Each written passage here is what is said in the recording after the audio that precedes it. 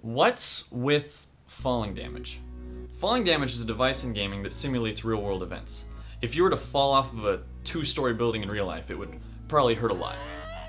And that's falling damage.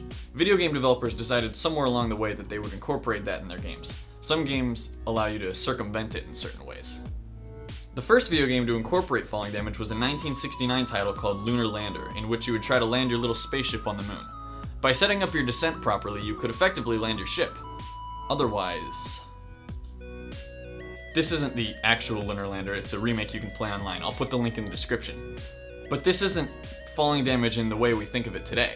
After all, in Lunar Lander, it's a pass or fail situation. There are only two possibilities, you lose or you don't lose.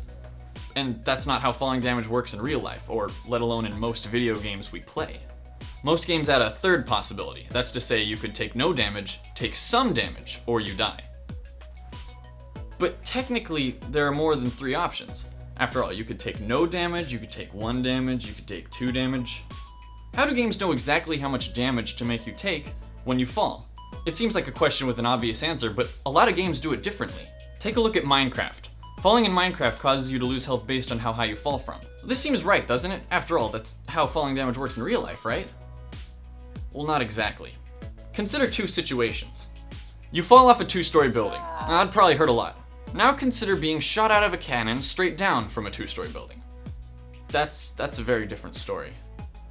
To put it more simply, fall damage isn't based on the height at which you fall from, but on the velocity at which you hit the ground. Technically, one could argue that this is how it works in Minecraft. After all, there's nothing that can accelerate you in the game after you've already started falling. But there are games that can do that. Look at Team Fortress 2. When you just fall typically, you just take some health. But there are means of accelerating towards the ground even faster. For example, the soldier's rocket propels you down. Even when falling from the same height, the propelled soldier takes more damage. So clearly, Team Fortress 2 is the most realistic game in terms of falling damage. Again, not exactly, that's not true. Before I said there were 3 options when it came to falling. Nothing happening, taking some damage, or taking all your damage, but there's actually a 4th option. Say you fell from a 2-story building. Do you think you'd die? Well, maybe not, but you certainly wouldn't be unhurt. Falling from 2 stories in some video games will allow you to just keep going with some health lost. But in real life, the damage you take, while maybe not killing you, would certainly leave you stranded there, helpless. Incapacitated.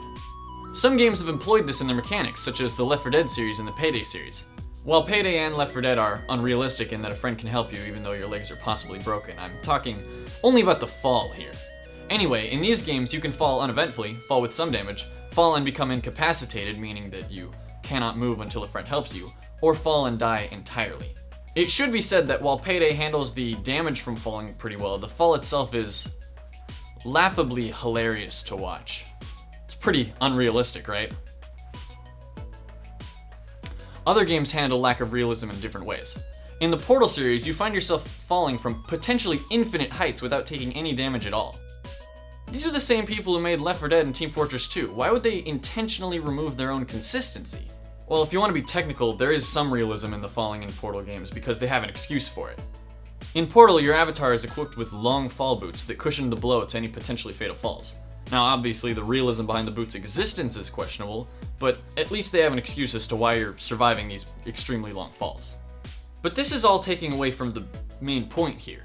Imagine if Portal did have falling damage. What kind of game would it be?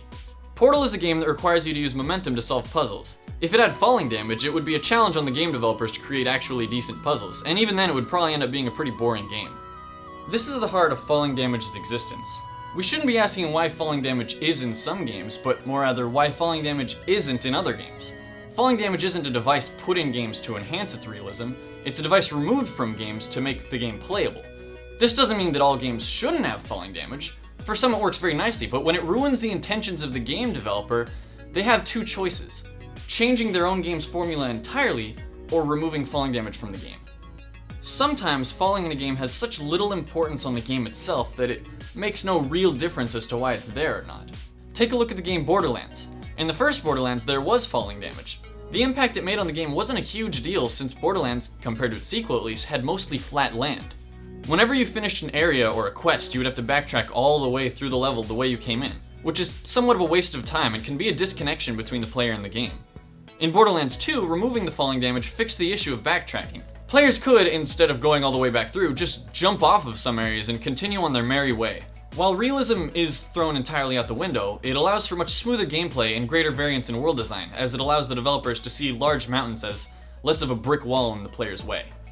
A similar situation occurs in the game Metroid Prime. There is no falling damage in this game, but imagine if there were. It seems like something so obvious that it wouldn't even cross your mind. Instead of being able to jump off of areas like this, you'd have to take the long way down, which would get really annoying very fast. Metroid is already a game that requires a lot of backtracking, but giving it falling damage would make the backtracking less explorative and a lot more tedious. So what's the point? Falling damage is an interesting mechanic in video games. While it does add some realism to the game, sometimes it's just not worth what it would do to the gameplay and is better left out of the game entirely.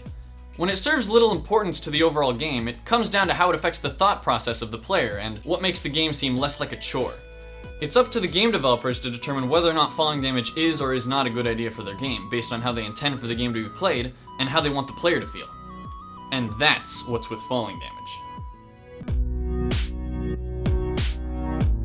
This is the part where I'd tell you to watch my other videos, but I don't have any other videos yet. So, I will ask if you'll subscribe, and soon I'll be making more episodes of this series for you to watch. Special thanks to all the names listed on screen. I could not have done this without them.